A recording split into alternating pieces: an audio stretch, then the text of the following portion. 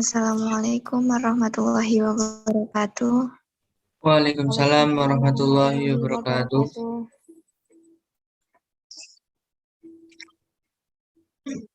Yang pertama, marilah kita panjatkan puji syukur kehadirat Allah Subhanahu wa Ta'ala yang telah memberikan kita rahmat sehingga kita bisa mengadakan presentasi pada malam hari ini. Yang kedua, tak lupa sholawat serta salam kita aturkan kepada junjungan kita Nabiullah Muhammad Sallallahu Alaihi Wasallam.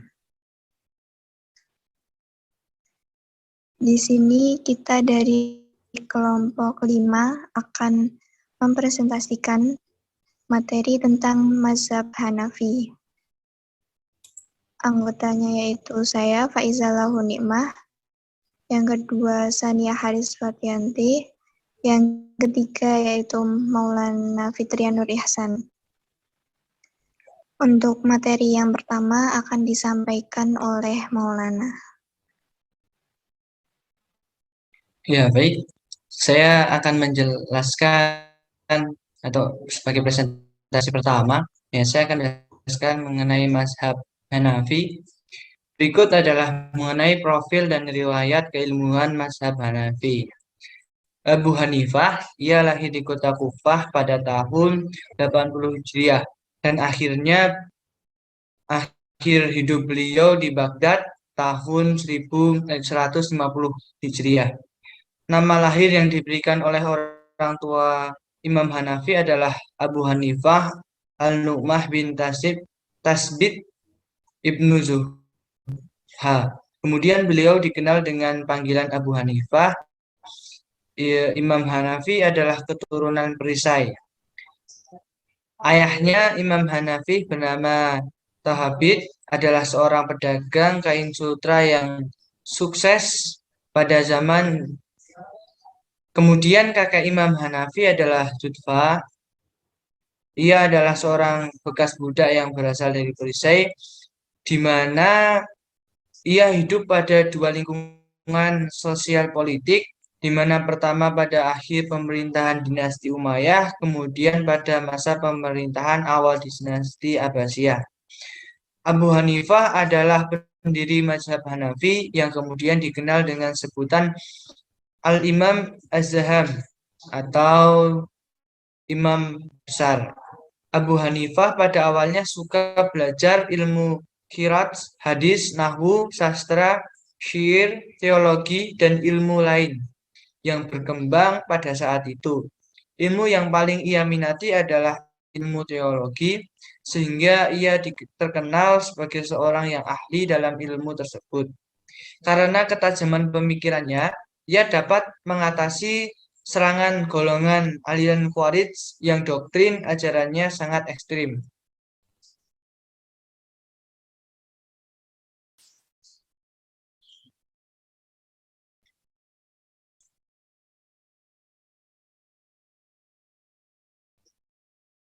Ya, Abu Hanifah belajar ilmu fikih di Kufah, yang mana pada masa itu menjadi pusat pertemuan para ulama-ulama fikih yang cenderung nasional.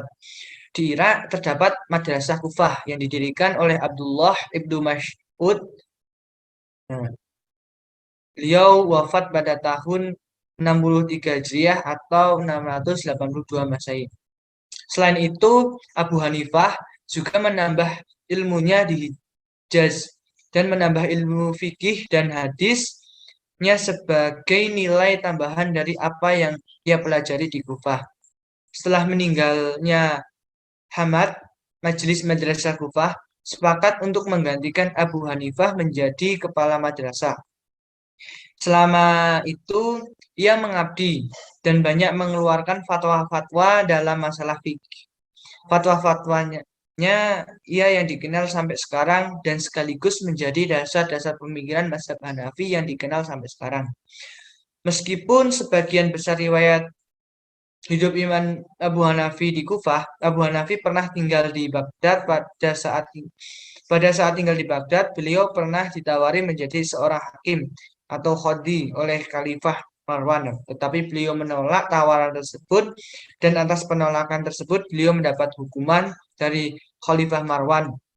Kemudian Abu Hanafi pernah belajar di Mekah beberapa tahun dan beliau meninggal dunia pada bulan Rajab, tempatnya tahun 150 Hijriah.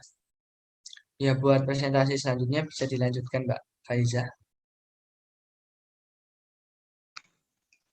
Ya, untuk selanjutnya yaitu metode ijtihad mazhab Hanafi. Uh, Abu Hanifah dalam menetapkan hukum suatu peristiwa berpegang pada Alkitab atau Al-Quran, yaitu wahyu-wahyu Allah, As-Sunnah bersumber dari kesepakatan Nabi, yang ketiga yaitu Al-Ijma atau kesepakatan ulama, yang keempat Al-Qiyas, yaitu menyamakan hukum dari peristiwa yang tidak memiliki hukum dengan peristiwa yang memiliki hukum. Yang terakhir yaitu istihsan atau anggapan yang lebih baik.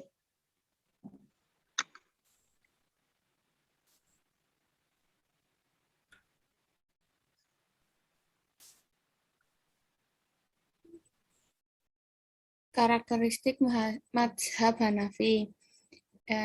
Yang pertama, mazhab Hanafi atau Hanafiyah didirikan oleh Nu'man bin Sabit atau yang lebih dikenal dengan nama Abu Hanifah. Ia wafat pada tahun 767 Masehi.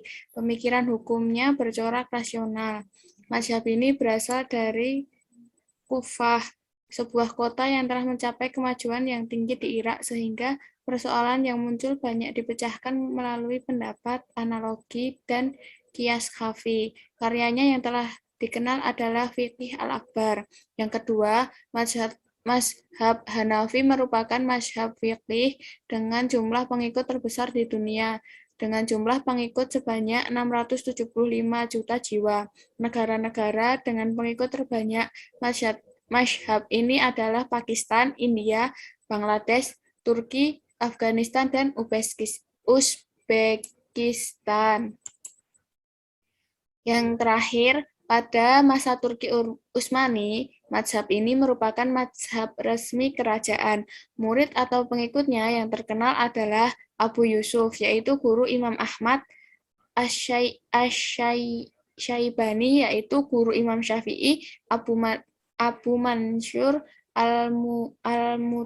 Al-Maturidi, Jamaluddin Al-Rumi, dan Baharuddin Naqsyaband.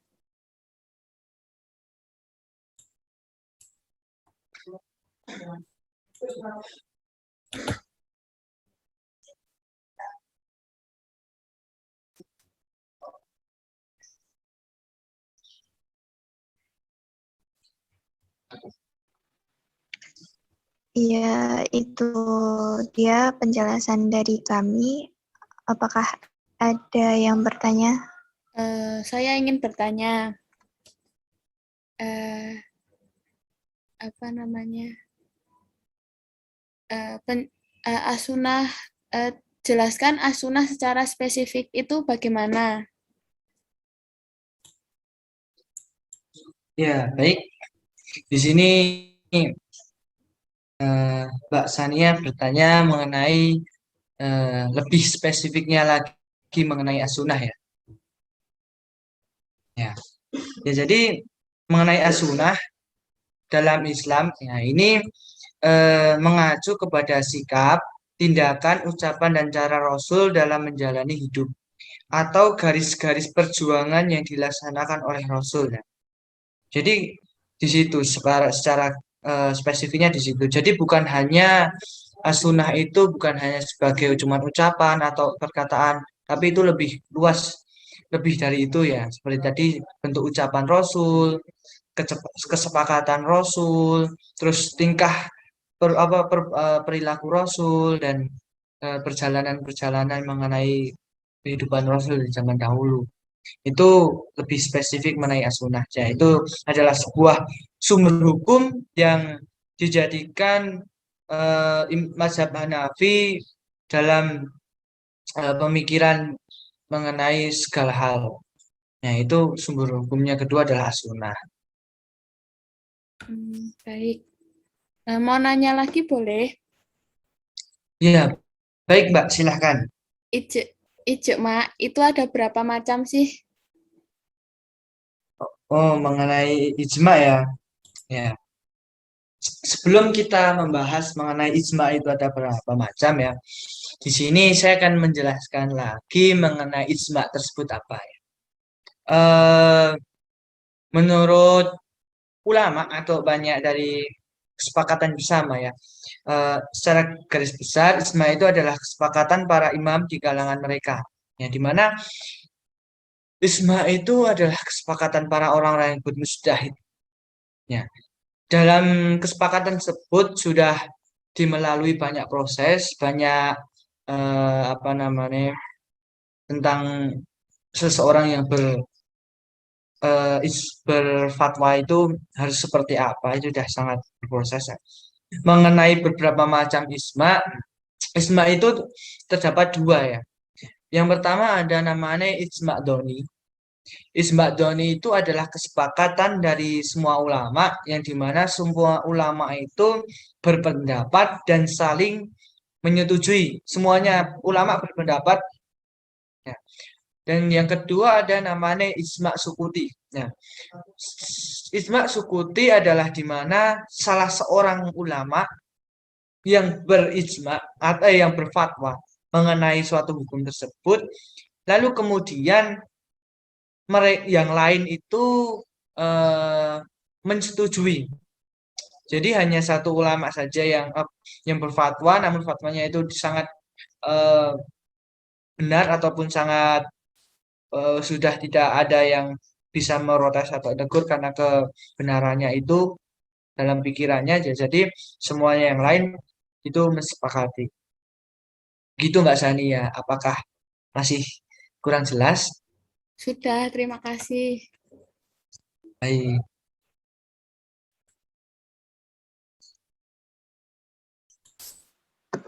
Ya, sekian presentasi materi mazhab Hanafi dari kami kelompok 5. Kurang lebihnya kami mohon maaf. Wassalamualaikum warahmatullahi wabarakatuh. Waalaikumsalam. Waalaikumsalam warahmatullahi wabarakatuh.